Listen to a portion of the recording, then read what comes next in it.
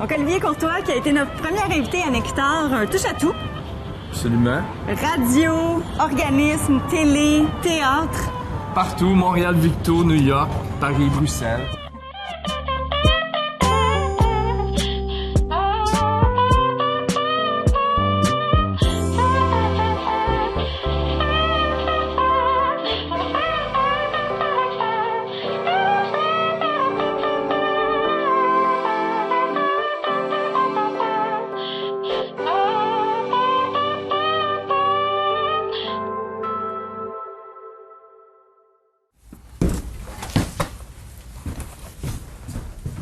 Je me suis brûlé avec le barbecue, avec une broche de brochette.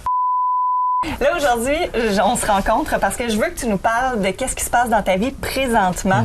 Parce que tu es comédien, tu es producteur, directeur, plein de choses. Quel est ton premier projet principal ces jours-ci?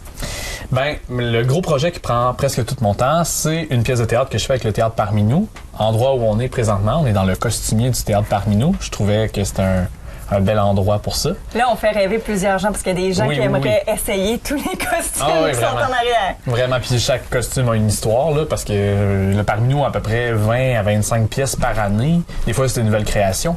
Puis nous, c'est un spectacle qu'on fait, ça fait 2 ans. On est rendu à près de 100 représentations, puis ça s'appelle Pareil, pas pareil. Okay. C'est un texte de Nicolas Gendron et François Morin, puis une mise en scène de Jean-François Gascon. Fait que ça, c'est ça qui prend 50% de mon temps de vie. Là, t'as comme une petite vie de rockstar, parce que partir en tournée comme ça, non? Ben, rockstar, je sais pas, là, mais on est quand même juste 2 comédiens. J'étais avec une collègue, Julie Quentin-Béliveau. Les 2, on conduit le camion, on monte le décor à chaque fois, on démonte, on dort dans des motels, hôtels. Puis c'est ça, des fois, on est parti quand même 1 semaine, 2 semaines. Des fois, c'est vrai que ça a un peu un aspect rockstar, mais en même temps, t'es pas chez toi. Il y a ça aussi. On est l'éloignement, tu reviens, c'est sûr que c'est toujours... Je pense que ça fait un temps, à un moment donné aussi, là, tu fais comme, bon, j'en ai assez fait de tourner, puis... Mais c'est aussi de se faire reconnaître dans la rue. Ah oui. Ça t'arrive, là. Ouais, mais pas tant de monde qui me reconnaissent, mais souvent du monde qui me connaissent un peu, qui font « Ah, je t'ai vu à Combat de bouffe! » Justement, un des projets de la TVCBF que j'ai fait, puis que je fais encore, là. Ça, c'est... Tout le monde me parle de ça, puis là, ils me parlent d'anecdotes qui sont arrivées pendant l'émission. Puis moi, je m'en rappelle pas tout le temps de tout, là. Toi, tu animes juste des concurrents qui... Ouais, une émission en TVCBF qui... c'est un chef amateur qui affronte un chef professionnel. Puis le chef amateur amène sa recette, puis le chef professionnel fait avec les ingrédients de la recette. C'est pas toi qui juge, par contre. Non. Tu es une des juges. Mais moi, non, je suis à l'animation. Je suis vraiment là pour détendre l'atmosphère puis de faire parler les gens. En fait, ça, j'aime vraiment ça. C'est la première fois que je faisais... Première fois à l'animation télé. Ouais, vraiment. Ouais, parce que tu fais de la radio aussi. Ouais, je fais de la radio, c'est vrai. Je fais de la radio depuis 4 ans. T'avais oublié? C'est comme... Ouais, mais c'est parce que comme présentement, le projet, c'est un moment... je prends toujours une pause dans l'année. Puis là, je suis dans une pause, fait que... C'est déjà comme ailleurs dans ma tête. Là. Ça va vite. Mais ouais, la radio, ça, c'est quelque chose de complètement différent parce que je reçois des gens en entrevue, puis on parle de théâtre, puis on fait des lectures aussi. Ça s'appelle le Cubicule. C'est sur les ondes de CISM. Les gens peuvent l'attraper même sur la télé-satellite, tout ça, là, dans les postes de radio. Mais c'est à l'Université de Montréal. C'est ça, je m'en avais dit. Est-ce que tu as étudié à l'Université de Montréal aussi? Jamais. Okay. Moi, j'ai étudié à Saint-Hyacinthe. J'ai fait 4 ans à l'école de théâtre du Cégep de Saint-Hyacinthe en interprétation théâtrale. Puis après, voilà, ça fait comme 6 ans que j'ai terminé. Et là, l'escadron création. Ouais. Parle-nous de Autre ça. truc, l'escadron création. On était 11 interprètes à étudier ensemble à Saint-Hyacinthe. 6 gars, 5 filles. Puis on est parti en 2011 en France. On est allé présenter des contes québécois en théâtre de rue. Suite à ça, le projet a gagné un grand prix de Force Avenir, reconnaissance en fait d'implication au niveau en fait académique parce que c'était intégré comme à l'école aussi. Puis on a gagné une grande bourse de 15 000 $. Wow. Qui s'appelle Force Avenir, le projet engagé par excellence à travers le Québec. Fait que là, on s'est dit, ben là, on a ce 15 000 $, qu'est-ce qu'on fait? Est-ce qu'on se divise ça à gang à 11 puis on part avec un chèque puis c'est plate? Ou on investit dans un organisme de production-création puis qui est devenu finalement l'escadron création. On a pris la décision d'être ensemble, les 11 là-dedans, puis de faire des shows de présenter des ateliers, de faire une émission de radio, parce que mon émission de radio, c'est ma gang de l'Escadron Création qui est là-dedans aussi. Fait que c'est vraiment juste une famille qu'on a décidé d'être ensemble puis de s'aider au lieu d'être chacun de notre côté. On fait... Olivier Courtois, dans 10, 15, 20 ans, où est-ce que tu voudrais en être dans ta carrière? Là, c'est comme le moment que je vais dire de quoi, puis là, je vais le voir dans 10-15 ans. Je vais faire niaiseux. 10-15 ans, je pense pas que ça change tellement de où je suis présentement. Je pense que je vais être encore à des projets entre Victoriaville et Montréal. Je vais probablement en faire encore de la tournée. Autant avec le Parmi nous. Moi, je souhaite continuer à être un porte-parole de ce théâtre-là, de faire connaître Victo et le Parmi nous partout sur les routes du Québec. C'est génial. Mais oui. Puis après ça, qu'est-ce qu'il y a d'autre? Je vais faire un jardin. Ben. On va faire un jardin. J'aime ça faire des jardins. J'aime ça l'agriculture. Ben écoute, je te souhaite de pouvoir te faire cultiver plein de petits projets comme ça. Ouais, un immense jardin de projets. Que tu pourras cultiver au fil des années. Je t'ai énervé. C'est le fun à first. T'as-tu du maquillage? Olivier Courtois? Quoi? On est chez vous? Ben non, on n'est pas vraiment chez nous. Non? C'est pas, ben, ça a été chez nous, mais c'est plus chez nous. Ouais, dans le fond, ça, c'était ma classe de 6e année. Puis c'est un peu ici que tout a commencé, en fait. Là. Okay. Autant dans l'organisation d'événements... On te le reconnaît. ...que dans le théâtre, en fait. C'est tout ici que ça a commencé, ça, dans le fond. OK. Ouais. Puis professeur fétiche, c'était... Ah,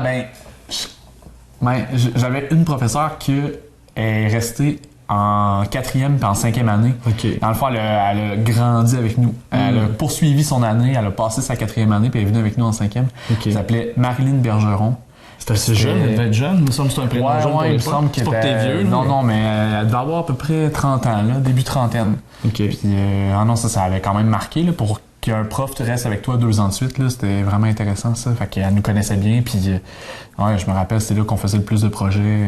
On avait des affaires vraiment cool à faire avec elle, là. Puis si un professeur qui t'aimait moins, on n'en parlera pas longtemps. Mais... Non, mais mettons... vas-y donc. Tu sais, c'est parce qu'il y avait des profs d'une autre époque, là. C'est juste que... Puis il y avait une prof qui s'appelait Anita. Ah, mais déjà, tu vois, Anita, tu sais.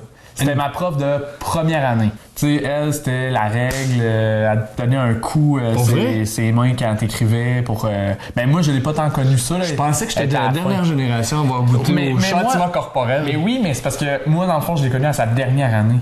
Okay. Elle a pris sa retraite après. Ah, okay. Fait que, tu sais, c'est quelqu'un de l'époque d'avant. Fait que, Madame Anita, là, ça, moi. OK. Puis tes petits amis, là, tu sais, dans la classe, fais-tu dans la classe? J'ai amené des photos, là. OK. Il y a une photo ici. Je vais te montrer ça. En fait, c'est moi qui est dans la classe de 3e année. Je t'aurais pas reconnu. Puis c'est pas moi, parce que j'étais allé au bureau de mon ami Pierre-Luc. Pierre-Luc Sinotte, là. Moi, j'étais comme mon grand frère. Puis il y avait 1 an de plus que moi. Okay. Puis on avait eu une journée qu'on pouvait, genre, aller n'importe où dans l'école. Puis là, j'avais fait une surprise. Puis j'ai été m'asseoir au bureau de Pierre-Luc. Puis là, il est marqué Pierre-Luc. Puis là, à partir de quand t'as commencé à te peigner sur le côté? Peigner sur le côté, ça, c'est au secondaire. Là, au secondaire? Ouais, parce que quand j'étais au primaire, j'avais une ligne de blond. Oui, je vois ça, mais c'est magnifique. Vu que c'était l'été, là, je pense que la casquette, là, j'avais une ligne de blond, puis le reste était brun. Puis dès que mes cheveux touchaient mes oreilles, c'était le cas. Fallait que j'aille me faire raser. Ta mère, ton père? Toi? C'est ma mère qui m'amenait chez une coiffeuse. Toujours la même, j'haïssais ça, je pleurais. Tu pleurais? Sûrement. Puis, dès que ça touchait les... Mais gars, encore, là, je me rase les côtés, là. Non, j'avoue. J'aime pas ça quand ça touche mes oreilles. Si je fais ça, c'est non. Non. Touche-moi pas. Tu veux savoir après ça mes autres amis que j'avais? Ouais, ben oui, j'aimerais ça. Ça, c'est bien intéressant parce que c'est pas mal en 5e, 4-5e, 6e année. Ça, c'est le kit Adidas que tout le monde voulait avoir. Ça, ouais. Mais il était pas Adidas. Ouais. Ça, c'était acheté chez Croteau, je pense. Parfait. À chaque anniversaire, on allait chez Saint-Hubert. Ça, c'est mon anniversaire d'à peu près 10, 11, 12 ans. Là, j'ai du gel dans les cheveux. Ah oui, j'ai même des mèches, je pense. Ah, ben oui, non, je dois confirmer, il dit qu'il pense. C'est comme, non, mon cher ami, vous avez évidemment des mèches. Ben, c'était comme je me faisais bleacher. Non, mais mon père, par exemple, se bleachait les cheveux en même temps que moi. Non. Puis là, qu'est-ce que j'aimais, c'est que quand tu les avais bleachés, tu les rasais, là, il restait toujours une petite repousse de blond. Okay. Là, je faisais comme des mèches, puis là, ça, c'était beau. Puis là, je mettais du gel. Là. J'étais heureux. Mais là, on est. Ça, c'est Saint-Hubert. Visiblement dans les années vieux 80. Saint-Hubert. Ben non, pas 80, tu te fous. Là. Ça, c'est 90. début 2000. Ah, 2000. Début 2000.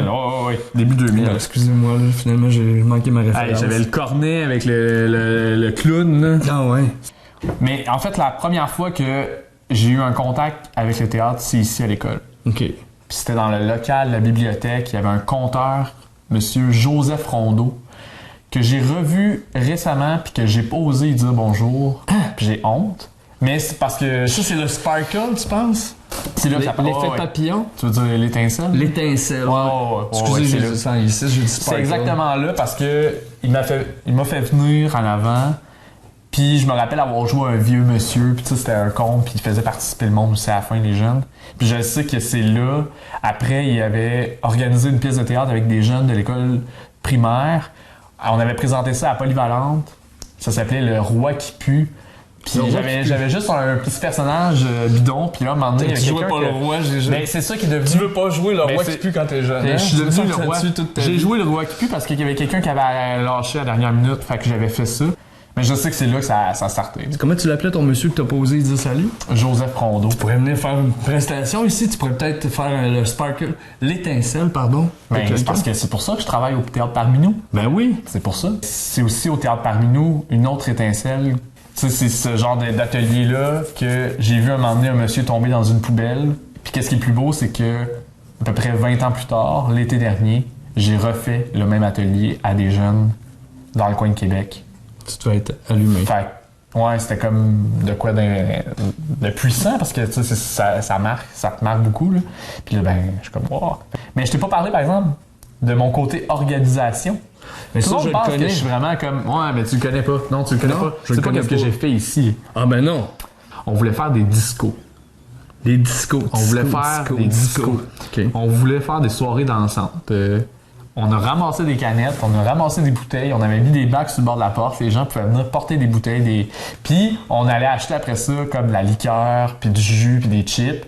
On allait dans le dans le gymnase en bas, on tamisait les lumières comme on pouvait, on mettait un radio, là, juste puis on faisait une disco de même. Puis on en a fait genre 4 ou 5. Wow. Fait que déjà là, j'avais envie d'organiser des trucs aussi pour les gens. Mais tu participais aussi, hein? Oui, mais j'étais surtout DJ, tu sais. OK. Moi, j'aime ça organiser des trucs, mais travailler pendant les événements, pas tant en profiter.